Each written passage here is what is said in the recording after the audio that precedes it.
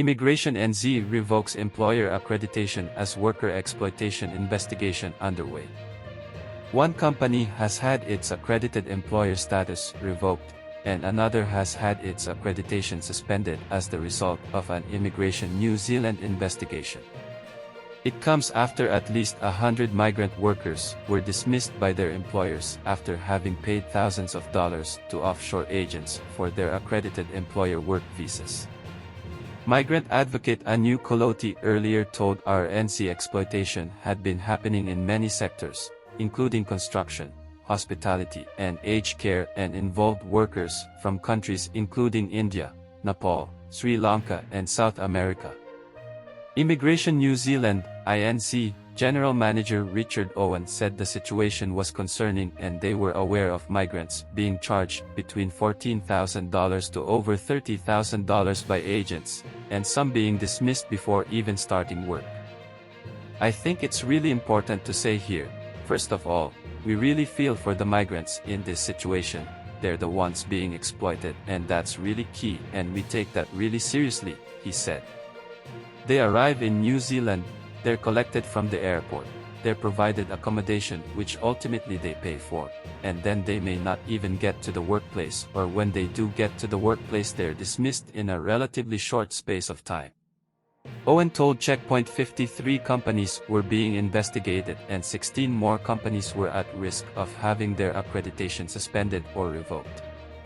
He said INC aimed to audit 15% of all accredited employers, with over 430 completed and 1,500 checks underway, although in an emailed statement from INC he said there were 1,300 post-accreditation checks underway. There were 23,744 accredited employers in New Zealand. It was too early to say whether accredited employers had been taking cuts from illegal premiums paid by migrant workers offshore, Owen said, but added it was one of the areas they would be investigating. We've got to go through the burden of proof about whether employers have been complicit in these situations, and that's part of what our investigation will be looking at as well. The investigation was at its early stages, and INC would be looking into whether employers were complicit, as well as more serious allegations such as people trafficking, Owen said. Accredited employer work visa scheme to be reviewed after whistleblowers' allegations. There are requirements to check the integrity and genuineness of the business. That is part of the standard operating procedures, and the allegation that I saw in the correspondence was that that was not being complied with in every case. He said he was satisfied with the SPOs, but the problem could be with compliance, which would form part of the review.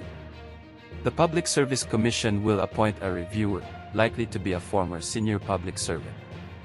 There will be discussion about terms of reference, and the minister expects to hear back within a week or so from the Public Service Commission before the review gets underway.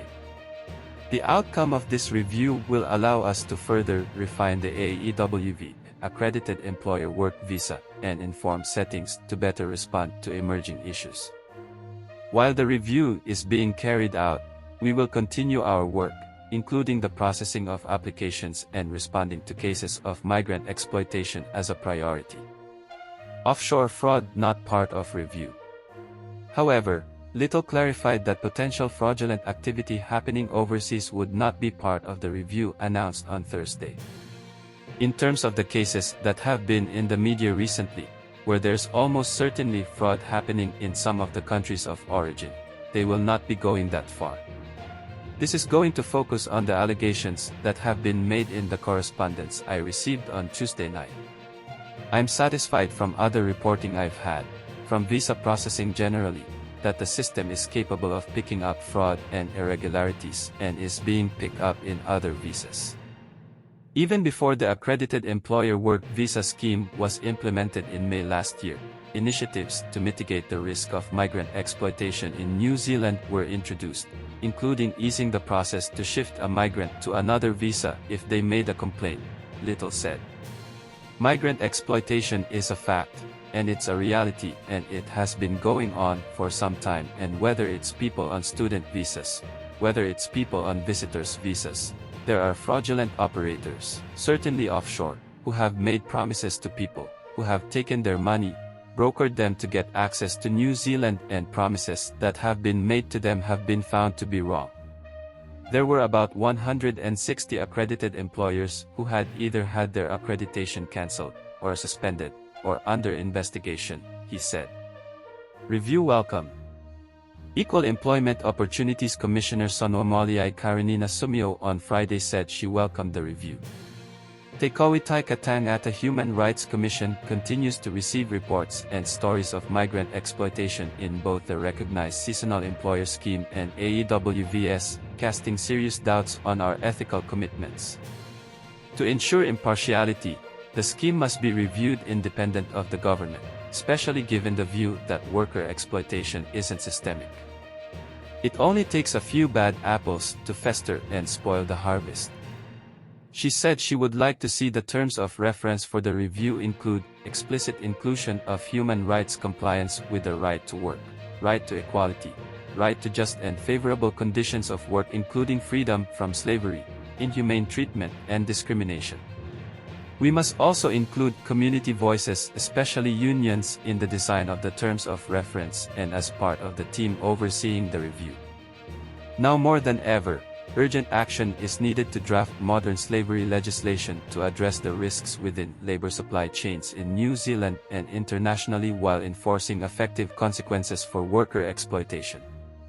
We want any employment scheme that brings migrant workers to Aotearoa to be sustainable and mutually beneficial while protecting, respecting, and supporting the realization of human rights for all workers.